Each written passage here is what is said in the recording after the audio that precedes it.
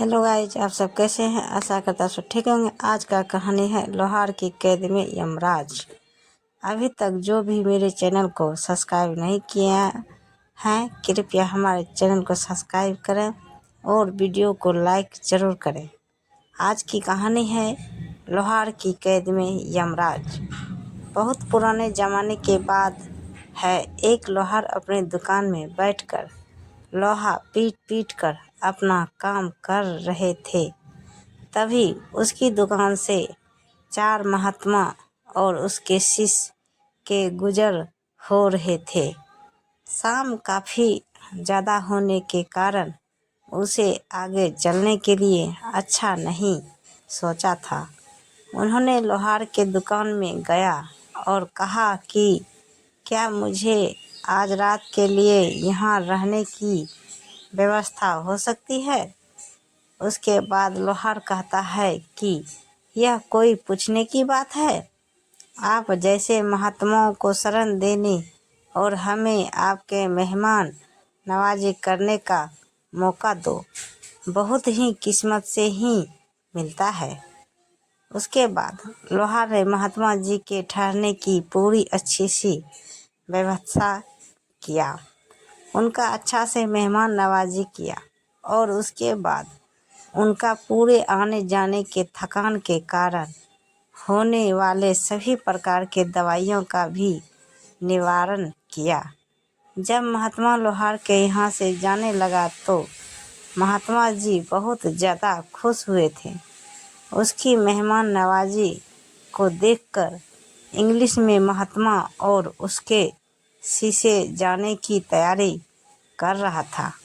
उसके बाद महात्मा लोहार के पास आता है और कहता है कि तुम्हें 3 वरदान मैं दे सकता हूँ, बताओ तुम्हें क्या चाहिए।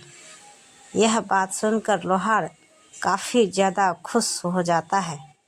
कहता है कि मैं तो ऐसी चीज़ें मांग लूँगा जैसे मुझे बहुत ज़्यादा ज़रूरत होती है। वह बहुत सोचने लगा था और फिर कहता है कि मुझे 100 वर्ष की आयु तक जीने के लिए चाहिए।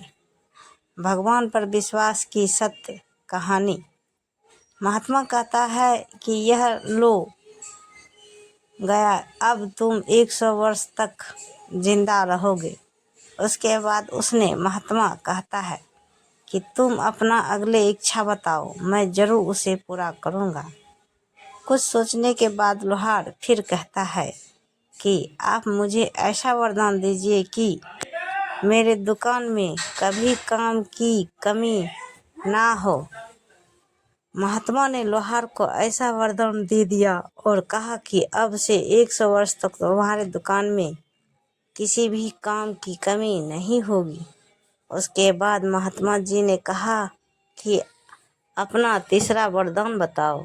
लोहार के पास कुछ समझ में नहीं आया। वहाँ जल्दीबाजी कह दिया कि इस कुर्सी में जो भी बैठेगा वह मेरी मर्जी के बिना नहीं उठ पाएगा, ऐसा वरदान दीजिए। महात्मा जी ने हुआ वरदान उसे दे दिया। उन्होंने कहा कि आज के बाद जो भी इस कुर्सी में बैठेगा वह तुम्हारी मर्जी के बगैर उठ नहीं पाएगा। उनकी ज़िंदगी अपने खुशी चलने लगी थी। उसके पास किसी प्रकार का कोई काम की कमी बिल्कुल भी नहीं हो रही थी कभी भी। उसके बाद उन्होंने बहुत दिनों तक हटा करना और जवान रहा, लेकिन उसके सभी साथियों मर गए थे और कुछ तुम वरना बूढ़े हो गए थे कि मरने वाला ही था। लेकिन लोहार को अभी तक कुछ भी नहीं हुआ था, क्योंकि लोहार को महात्मा जी ने 100 वर्ष जीने के वरदान जो दिया था। भगवान पर विश्वास करने वाला जैसे ही एक 100 वर्ष पूरा होने ही वाला था कि हम राजेश के त्यौहार पर आता है और लोहार से कहता है तुम्हारा वक्त पूरा हो चुका है, चलो मेरे साथ। उसके बाद लोहार अपनी होशियारी दिखाता है और यमुना से कहता है कि मुझे थोड़ी सी काम है, मैया हथियारों को अलग अलग करके एक जगह रख दूं ताकि जो भी आएगा इसे ले जाएगा अपने प्रयोग के लिए। उसके बाद लोहार यमुना से कहता है कि आप उस कुर्सी पर बैठे 2 मिनट में मैं अपना काम पूरा कर लेता हूँ। मैं फिर आपके उस साथ चलने के लिए तैयार रहूँगा। जैसे ही महात्मा जी के वरदान दिया गया, कुर्सी पर यमराज जी बैठता है। लोहार बहुत ज़्यादा खुश हो जाता है। वह बहुत ज़्यादा ज़ोरों से हंसने लगता है और कहता है कि आप मेरी मर्जी के बगैर तो कोई उठ भी नहीं पाएगा। तुम मुझे मेरी मृत्यु तक पैसे कैसे लेकर जाओगे। उसके बाद लोहार वहाँ से चला जाता है और खुशी खुशी अपने घर में जाकर पार्टी करने के बारे में सोचता है। वजह से ही मुर्गे को काटने के लिए खोजता है तो मुर्गे काट कर तुरंत वापस जुड़ जाता है, क्योंकि यमराज जी को तो उन्होंने वहाँ पर बैठाकर कैद करके रखा था। इस कारण से पूरी दुनिया में किसी की भी मृत्यु उस वक्त नहीं हो रही थी। फिर उसके बाद लोहार ने एक बकरी बुलाया। उन्होंने कहा कि चलो इस बकरे की मीट से आज हम पार्टी करने में करेंगे। भगवान की पौराणिक कथा। फिर उन्होंने जैसे ही बकरे को काटने की कोशिश की, बकरा नहीं कटता और वापस जुड़ गया और फिर वहाँ से भाग गया। उसके बाद लोहार सोचता है कि इस दुनिया में तो किसी की मृत्यु हो अभी नामुमकिन है। लोहार को मरने की बिल्कुल भी इच्छा नहीं थी। उन्होंने सोचा कि चलो मैं दाल चावल और प्राकृतिक चीज़ें खाकर ही गुजारा कर लूँगा, लेकिन मैं अपनी मृत्यु का मज़ा नहीं ले सकूँगा। फिर उसने चावल दाल और प्राकृतिक चीज़ें का खाना शुरू कर दिया था। यमराज जी को उस कुर्सी पर बैठे करीब 1 साल बीत गए थे।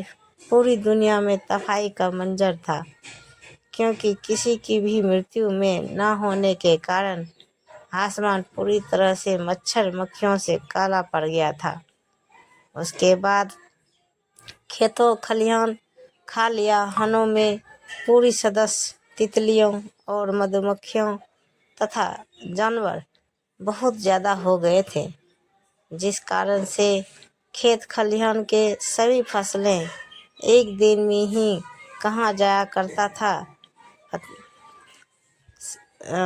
पूरी पृथ्वी पर बहुत ज़्यादा जहरीले सांप पैदा हो गए थे और बहुत ज़्यादा बड़े बड़े सांप पैदा हो गए थे, क्योंकि उसकी मृत्यु भी नहीं हो रही थी।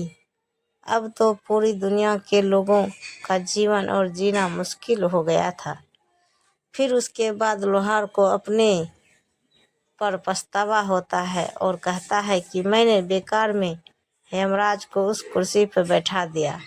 पूरी दुनिया को तहस नहस हो गया है। फिर उसके बाद लोहार को अपने आप पर पछतावा होता है और कहता है कि मुझे तो मौत का मज़ा चखना ही है, क्यों न हम पूरी दुनिया को बचा लें। वो यमराज को वहाँ से आज़ाद कर देता है। वह फिर अपने लोहार वाली दुकान में गया यमराज को वहाँ से आज़ाद कर दिया। यमराज आज़ाद होते ही वह बहुत गुस्से में ऐसा और लोहार को पकड़ा और ऊपर लेकर चला गया। उसके बाद धीरे धीरे पूरी दुनिया में सभी की मृत्यु होने लगी थी और फिर दुनिया सामान्य हो गए। तो ऐसे ही वीडियो देखने के लिए हमारे चैनल को सब्सक्राइब करें और वीडियो को लाइक ज़रूर करें। धन्यवाद। तो गाइज, आज का कहानी कैसी लगी हमें कमेंट में बताएं। तो गाइज, मिलते हैं अगले वीडियो के साथ। तब तक बाय बाय।